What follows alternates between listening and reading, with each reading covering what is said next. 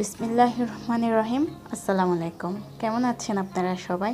আশা করি যে যেখানে আছেন ভালো আছেন, সুস্থ আছেন। আপনাদের সুস্থতা কামনা করে আরও একটি দিনের শুভেচ্ছা জানিয়ে আজকের ব্লগটা শুরু করতে যাচ্ছি। আশা করি আপনাদের কাছে ভালো লাগবে। সকালে নাস্তা খাওয়ার পর আমি ঘরটাও একটু গুছিয়ে নিলাম। এরপর তানহার আব্বু বাজারে গেছিল, ওখান থেকে অনেকগুলো মাছ নিয়ে আসছে। এই দেখেন, এগুলো নাকি সামুদ্রিক মাছ। এই মাছের কিন্তু আমি নাম জানি না, তাই বলতে পারতেছি না। মাছগুলো খেতে কিন্তু দারুণ। আরও নিয়ে আসছে দেখেন লইট্টা মাছ। এখানে 3 কেজি মতো লইট্টা মাছ আছে। দেখেন মাছগুলো একদম ফ্রেশ। আর এগুলা হচ্ছে চট্টগ্রামের ঐতিহ্যবাহী লইট্টা মাছ। কম বেশি সবাই তো চিনেন, তাই না? আরও নিয়ে আসছে পাঙ্গাস মাছ, সামুদ্রিক পাঙ্গাস মাছ। দেখেন এই মাছগুলো নিয়ে আসছে। এগুলো কিন্তু আমি খাই না। এই মাছের একটা দু পেঁয়াজা আপনাদের সাথে শেয়ার করব। দু পেঁয়াজা রেসিপি। আশা করি আজকের ব্লগটাও আপনাদের কাছে ভালো লাগবে। আজকের ব্লগটা আপনাদের কাছে কেমন লাগতেছে প্লিজ আমাকে কমেন্টস করে জানাবেন। আপনাদের সুন্দর সুন্দর কমেন্টসগুলো আমার পড়তে খুব ভালো লাগে। এখন আমি মাছগুলো কেটে নিচ্ছি। দেখেন মাছগুলো কাটা হয়ে গেছে। আসলে যেভাবে কাটছি ওটা যদি দেখাতে যাই ভিডিওটা অনেক লম্বা হয়ে যাবে। আমার প্রিয় আপু এন্ড ভাইয়েরা, আপনারা বোরিং ফিল করতে পারেন, তাই আমি দেখালাম না। কম বেশি মাছ তো সবাই কাটতে জানে। আমি মাছগুলো সুন্দর করে কেটে নিয়েছি, একটু পরিষ্কারও করে নিয়েছি ধুয়ে। এখন আমি এই মাছগুলো ফ্রোজেন করে রাখবো। কিভাবে ফ্রোজেন করি তাও একদিন আপনাদের সাথে শেয়ার করব, আজকে শেয়ার করতেছি না। আজকে আমি আপনাদের সাথে পাঙ্গাস মাছের দু পেঁয়াজা রেসিপি শেয়ার করব। তার জন্য একটা ফ্রাই প্যান চুলায় বসাই দিলাম।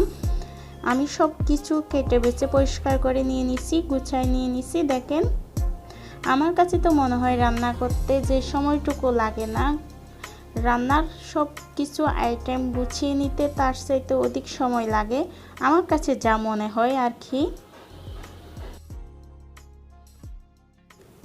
ফ্রাই প্যানের পানিটা শুকিয়ে আসলে এখানে আমি দিয়ে দেব পরিমাণ মতো তেল।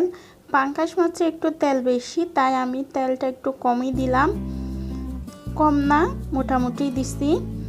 এখন আমি তেলটা গরম হয়ে আসলে এখানে দিয়ে দেব আদা রসুনের পেস্ট 1 চা চামচ দিয়ে দিলাম। এখন আমি দিয়ে দিচ্ছি 4টা পেঁয়াজ। পেঁয়াজটা একটু বেশি দিলাম, কারণ যে কোনো মাছের দু পেঁয়াজা তৈরি করার ক্ষেত্রে পেঁয়াজটা বেশি দিলেই বেশি ভালো লাগে। তাই আমি যে কোনো মাছের দু পেঁয়াজা যখন তৈরি করি তখন পেঁয়াজটা বেশি দিই। আমার চ্যানেলে আরও কিছু মাছের দু পেঁয়াজা রেসিপি আছে, আমি আই বাটনে দিয়ে দেব, আপনারা চাইলে দেখে নিতে পারেন। আশা করি আমার চ্যানেলের প্রত্যেকটা ভিডিও আপনাদের কাছে ভালো লাগে। আমি বুঝতে পারি আমাকে আপনারা অনেক সুন্দর সুন্দর কমেন্টস করেন। এদিকে আমি কথা বলতে বলতে পেঁয়াজটাও ভাজা হয়ে গেছে। দেখেন পেঁয়াজটা ব্রাউন কালার হয়ে আসছে। এখন আমি এখানে দিয়ে দিছি 1 চা চামচ হলুদ গুঁড়া, 1 চা চামচের চাইতে একটু বেশি মরিচ গুঁড়া, আর দিয়ে দিছি 1 চা চামচ ধনিয়া গুঁড়া, 1/2 চা চামচ জিরা গুঁড়া। নিয়মিত যে মশলাগুলো আমি ইউজ করি সেগুলোই দিয়ে দিলাম। আর এখন সামান্য একটু পানি দিয়ে ভালো করে কষিয়ে নিচ্ছি।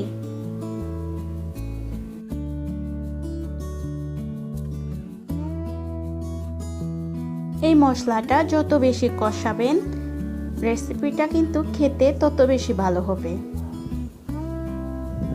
দেখেন আমি নেড়ে চেড়ে খুব সুন্দর করে কিন্তু কষিয়ে নিচ্ছি। দেখেন কষানোটা কিন্তু কমপ্লিট। এখন আমি এখানে মাছগুলো দিয়ে দিচ্ছি।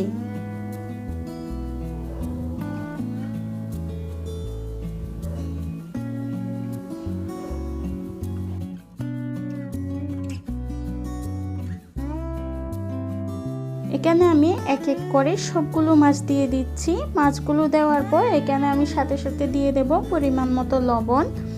আপনারা চাইলে মাছটা ভেজেও রান্না করতে পারেন। আমার ক্ষেত্রে মনে হয় এই মাছটা না ভেজে রান্না করলে বেশি ভালো লাগে, তাই আমি মাছটা ভাজলাম না। এই মুহূর্তে আমি এখানে পরিমাণ মতো লবণটা দিয়ে মাছগুলো নেড়ে ছেড়ে একটু ভালো করে কষিয়ে নেব। আপনাদের কাছে ছোট্ট একটা রিকোয়েস্ট করি, আমার ভিডিওগুলো যদি আপনাদের কাছে ভালো লাগে তাহলে প্লিজ আমার চ্যানেলটা সাবস্ক্রাইব করে আমার পাশে থাকবেন।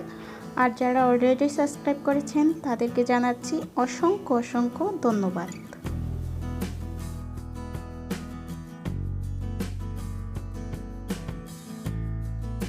এখন আমি 5 মিনিটের জন্য ঢাকনাটা দিয়ে দিলাম। ঢাকনাটা দিয়ে 5 মিনিট রান্না করে নেব। এই দেখেন 5 মিনিট পরে ফিরে আসছি। তেল কিছু উপরে বেশি উঠেছে, দেখতেই বোঝা যাচ্ছে এটা অনেকখানি কষিয়ে আসছে। এখন আমি এখানে পরিমাণ মতো পানি দিয়ে দেব ঝোলের জন্য।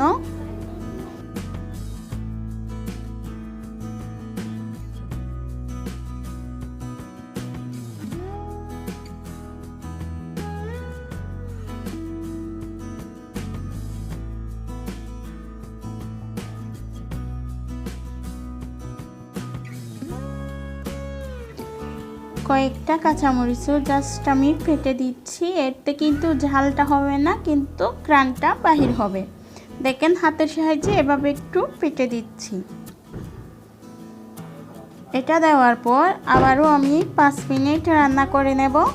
মাছটা কিন্তু বেশিক্ষণ রান্না করা লাগে না, অল্প সময়ের মধ্যে এটা রান্না কমপ্লিট হয়ে যায়।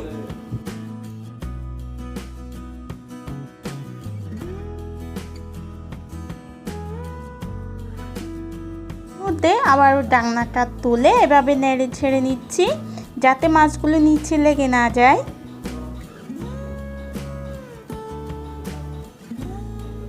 দেখেন রান্নাটা কমপ্লিট, দেখে বোঝা যাচ্ছে তাই না, অনেক লোভনীয় হয়েছে। যারা এই মাছটা খেতে পছন্দ করেন তাদের কাছে তো খুব ভালো লাগবে। প্লিজ আপনারা বাসায় একবার হলেও এভাবে ট্রাই করে দেখবেন।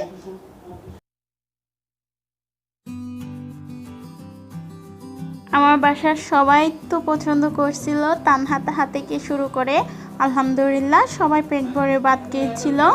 এখন আমি লইট্টা মাছের একটা রেসিপি আপনাদের সাথে শেয়ার করতে যাচ্ছি। আমাদের চট্টগ্রামের ঐতিহ্যবাহী লইট্টা মাছ।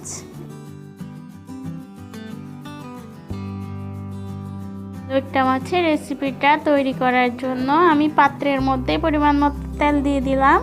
তেলের মধ্যে তেলটা যখন গরম হয়ে আসছে তখন আমি দিয়ে দিচ্ছি পেঁয়াজ কুচি, ধনে গুঁড়া, মরিচ গুঁড়া, জিরা গুঁড়া, আর এখন দিয়ে দিচ্ছি মরিচ গুঁড়া। আমি এখানে আমার পরিমাণ মতো দিয়ে দিচ্ছি, আপনারা আপনাদের পরিমাণ মতো দিয়ে দিতে পারেন। এখন মশলাটা কষানোর জন্য জাস্ট একটু পানি দিয়ে নেড়ে চেড়ে ভালো করে কষিয়ে নেব। আমার মশলাটা যখন কষানো কমপ্লিট হয়ে যাবে তখন দেখতে পারবেন তেলটা এভাবে উপরে বেশি উঠছে। এখন আমি এখানে দিয়ে দিচ্ছি লইট্টা মাছগুলো। এটা হচ্ছে চট্টগ্রামের ঐতিহ্যবাহী লইট্টা মাছ। আপনারা যদি বাহিরের কেউ চট্টগ্রামে এসে থাকেন তাহলে প্লিজ একবার হলেও এই রেসিপিটা খেয়ে দেখবেন, ভালো লাগবে খেতে, কিন্তু দারুণ লাগে এটা। সবগুলো মাছ এখানে আমি দিয়ে দিচ্ছি। আজকে যেহেতু আমার বাসায় 3 কেজি লইট্টা মাছ আনছে, আমি এখানে 1.5 কেজি মতো রান্না করে নিচ্ছি। আরেকটি পাত্রে আবারও 1.5 কেজি রান্না করে নেব। একসাথে 3 কেজিটা যদি রান্না করতে যায় তাহলে মাছগুলো ভেঙে যাবে। আমি এই 1.5 কেজি মাছগুলো রান্না করে নিচ্ছি, আর অবশিষ্ট যে মাছগুলো থেকে যাবে একই প্রসেসে রান্না করে নেব। কিন্তু আপনাদের সাথে শেয়ার করতেছি না, শেয়ার করতে গেলে অনেক লম্বা হয়ে যাবে ভিডিওটা, তাই আপনারা একই নিয়মে রান্না করতে পারেন, ভালো লাগবে। এখন আমি এখানে দিয়ে দিচ্ছি ধনিয়া পাতা আর কাঁচামরিচ দিয়ে একটু রান্না করে নেব। এটা বেশিক্ষণ রান্না করা লাগে না, খুব কম সময়ের মধ্যে আপনারা রান্না করে নিতে পারেন। আশা করি আজকের ব্লগটা আপনাদের কাছে ভালো লেগেছে। সবাই ভালো থাকেন, সুস্থ থাকেন। আল্লাহ হাফেজ।